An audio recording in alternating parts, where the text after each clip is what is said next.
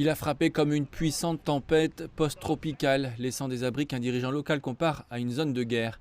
Des pluies torrentielles et des vents violents ont fait des ravages dans plusieurs îles des Caraïbes, dévastant de vastes étendues des provinces atlantiques du Canada.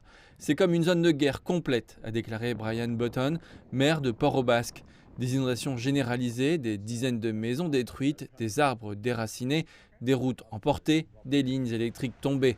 Cela pourrait prendre des jours pour rétablir l'électricité. Nous constatons de graves dommages aux maisons, aux infrastructures publiques essentielles, aux routes et aux aéroports.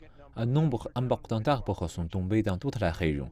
Et nous savons que les impacts sur le réseau électrique sont toujours en cours d'évaluation, mais sont en fait très étendus. Le Premier ministre Justin Trudeau, qui a annulé un voyage au Japon pour faire face aux conséquences de la tempête, a promis au cours du week-end une aide fédérale et s'est engagé à ce que le gouvernement égale tous les dons de la Croix-Rouge faits au cours du mois à venir.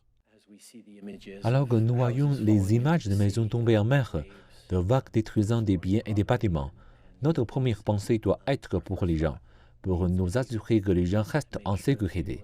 Les bâtiments et même les communautés peuvent être reconstruits, mais nous devons vous assurer que nous protégeons tout le monde.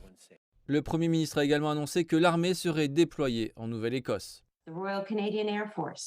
La force aérienne royale canadienne dispose d'avions C-130 Hercule, CH-146 Griffon, CH-147 Chinook et CH-148 Cyclone prêts à intervenir. Comme toujours, les unités de recherche et de sauvetage sont en attente et peuvent être appelées à mener des missions opérationnelles lorsque cela est nécessaire. Les officiels en Floride ont déjà déclaré l'état d'urgence pour une autre tempête et les habitants se préparent.